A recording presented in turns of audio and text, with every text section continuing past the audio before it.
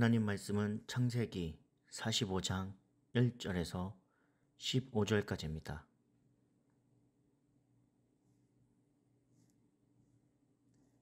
요셉이 시종하는 자들 앞에서 그 정을 억제하지 못하여 소리질러 모든 사람을 자기에게서 물러가라 하고 그 형제들에게 자기를 알리니 그때에 그와 함께한 다른 사람이 없었더라.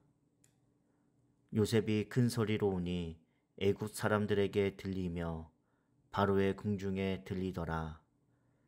요셉이 그 형제들에게 이르되 나는 요셉이라. 내 아버지께서 아직 살아 계시나이까? 형들이 그 앞에서 놀라며 대답하지 못하더라. 요셉이 형들에게 이르되 내게로 가까이 오소서. 그들이 가까이 가니 이르되 나는 당신들의 아우 요셉이니 당신들이 애굽에 판 자라. 당신들이 나를 이곳에 팔았다고 해서 근심하지 마소서. 한탄하지 마소서. 하나님이 생명을 구원하시려고 나를 당신들보다 먼저 보내셨나이다. 이 땅에 2년 동안 흉년이 들었으나 아직 5년은 밭갈이도 못하고 추수도 못할지라. 하나님이 큰 구원으로 당신들의 생명을 보존하고 당신들의 후손을 세상에 두시려고 나를 당신들보다 먼저 보내셨나니 그런즉 나를 이리로 보낸 이는 당신들이 아니요 하나님이시라. 하나님이 나를 바로에게 아버지로 삼으시고 그 온 집의 주로 삼으시며 애굽 온 땅의 통치자로 삼으셨나이다. 당신들은 속히 아버지께로 올라가서 아뢰기를 아버지의 아들 요셉의 말에 하나님이 나를 애굽 전국의 주로 세우셨으니 지체 말고 내게로 내려오사 아버지의 아들들과 아버지의 손자들과 아버지의 양과 소와 모든 소유가 고센 땅에 머물며 나와 가깝게 하소서. 흉년이 아직 5해가 있으니 내가 거기서 아버지를 봉양하리이다. 아버지와 아버지의 가족과 아버지께 속한 모든 사람에게 부족함 없이 없도록 하겠나이다. 하더라고 전하소서. 당신들의 눈과 내 아우 베냐민의 눈이 보는 바 당신들에게 이 말을 하는 것은 내 입이라.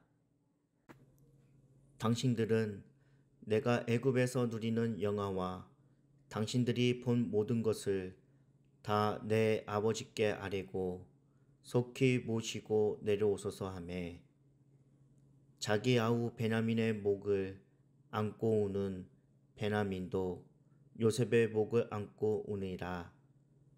요셉이 또 형들과 입맞추며 안고 우니 형들이 그제서야 요셉과 말하니라. 이 시간 하나님의 구원을 이해할 때라는 주제로 함께 말씀을 살펴보도록 하겠습니다. 우리의 삶이 생동감이 넘치지 않고 정체된 것처럼 여겨질 때가 있습니다. 그것은 삶을 살아가는데 필요한 몇 가지 중요한 부분이 결여되었기 때문입니다. 오늘 말씀을 통해 그 부분이 무엇인지 함께 살펴보겠습니다. 첫 번째로 용서하는 마음이 있어야 합니다. 요셉은 걱정을 감당하지 못하고 시종들을 물러가게 하고 형제들 앞에서 통곡하며 자신의 정체를 밝힙니다. 이미 형제들을 용서했기 때문입니다. 교회 안에서도 교제하는 모습을 보게 됩니다. 성도의 일상이 용서인데 어느 틈엔가 우리는 이런저런 사소한 일로 상처를 받았다고 말하면서 관계 가운데 벽을 쌓아가고 있습니다. 심지어 교회 안의 중직자임에도 불구하고 용서하지 않고 몇 년간을 말을 썩지 않고 살아가는 경우도 있습니다. 요셉이 당한 일을 생각해 보아야 합니다. 어떻게 그가 용서할 수 있었을까요? 그것은 자신을 향한 하나님의 은혜가 무엇인지 알았기 때문입니다. 그 은혜를 안다면 다른 지체를 용서하는 것이 마땅합니다. 사랑하는 성도 여러분, 우리도 하나님이 주신 은혜가 무엇인지 안다면 다른 지체를 용서할 수 있어야 합니다. 개인주의, 자기중심적 사고나 감정을 절제하며 용서하고 또 용서해야 합니다. 선창교회가 용서하며 서로의 삶을 나누는 아름다운 교회가 되기를 간절히 소망합니다.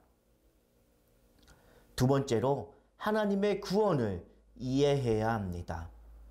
요셉은 형들이 자신을 팔았지만 그것은 하나님이 자신을 애굽에 먼저 보내신 것이라고 말합니다. 이스라엘 가족 공동체를 구원하시기 위해 요셉을 애굽의 주권자로 세우시려는 하나님의 구원의 결론이었다고 고백을 하고 있는 것입니다. 요셉이 형들을 용서한 동기가 어디에 있는지 알 수 있는 부분입니다. 살아가는 성도 여러분, 여러분들의 삶의 기준은 무엇입니까? 완전하시고 영원 불변하시고 전능하신 하나님의 구원을 굳게 붙잡는 것이 가장 확실한 우리의 삶의 모습입니다. 관점에 따라 삶이 이도해질 수도 비참해질 수도 있습니다. 성경을 열어 말씀의 뿌리를 내리고 영혼의 양식을 얻기를 간절히 소망합니다. 여러분들은 삶이 버겁고 벗어나고 싶을 때 어떻게 하십니까? 자신의 지식, 경험, 세속적 사상에 따라 해석을 하고 있습니까? 하나님의 구원 말씀이 담긴 성경 말씀을 따라 해석할 때 복된 삶을 살아갈 수 있습니다. 우리가 하나님의 구원을 굳게 붙들고 있는지 점검해야 합니다. 우리의 인격과 삶을 온전케 하는 말씀을 굳게 붙들어야 합니다. 세 번째로 기쁜 소식을 알려야 합니다. 요셉은 형제들에게 속히 자신에 관한 소식을 아버지에게 전하라고 합니다. 요셉은 자신이 이스라엘 가족 공동체와 그에 속한 모든 사람과 소유를 고센 땅으로 옮겨 돌보겠다고 합니다. 기쁨에 들뜬 요셉의 목소리가 느껴집니다. 우리도 기쁨에 들뜬 목소리로 우리가 받은 복음을 전해야 합니다. 복음을 전해 듣는 이들에게 그것은 참으로 복된 소식이 될 것이기 때문입니다. 할 수 있는 대로 복음을 전하고자 했던 바울도 이런 기쁨이 있었기에 놀라울 정도로 사명을 잘 감당할 수 있었습니다. 복음을 전하는 우리의 모습이 없다면 또 나중으로 미루기만 하고 절박한 심정과 기대감이 없다면 이상한 것입니다. 기쁜 소식, 그 복음을 전해야 합니다. 바울은 자신이 자랑할 것이 십자가밖에 없다고 고백합니다. 그리고 그것을 전하지 않으면 자신이 화를 당할 것이라고 말했습니다. 우리도 이러한 심정을 가지고 복음을 전해야 합니다. 사랑하는 성도 여러분, 여러분의 일상에 용서가 있습니까? 여러분의 관점은 말씀에 기초를 두고 있습니까? 그러면 은혜의 확고한 토대 위에 설 수 있을 것입니다. 이 복음을 알고 전하는 것이 기쁨입니다.